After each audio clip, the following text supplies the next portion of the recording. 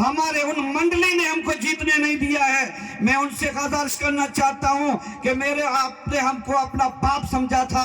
70 साल तक जिसकी जीत पर खुशी मनाते थे और जिसकी हार पर 4-4 दिन सिंधी मुसलमान रोता था, आज हमारा एक भाई हारा, तुमने खुशियां मनाई है। याद रखना, जमाना तुझे भूलेगा नहीं।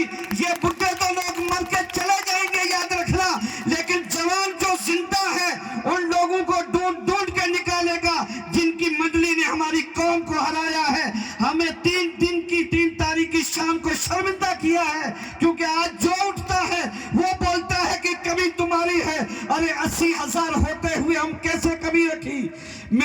हमने जिसको बाप बनाया था उसने हमारे लिए से धोखा किया है। उसी हमारे बाप ने हमको गद्दार कहा तो भी हमने सब्र किया।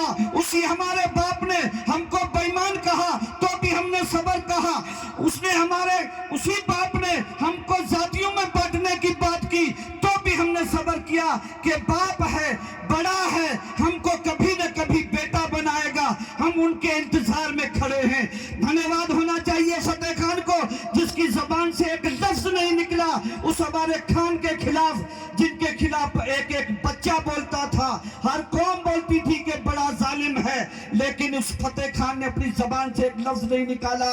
लेकिन हम उसको बाप बना के बैठे थे। वो कौम का बाप था, हमारी समाज का बाप था, सब कुछ था। लेकिन 23 तारीख की शाम को हम इंतजार में थे कि हमारा बाप है, हमें बेटा बनाएगा, लेकिन उसने 23 तारीख की शाम को किसी और को बेटा बनाया है। तो सिंधियों, आज के बाद में वो उनका बाप हो सकता है, अपना बाप ना है, ना होने देंगे, ना रहने देंगे। हम उसके बेटे हैं जो हमारा हकीकी सच्चा बाप होगा।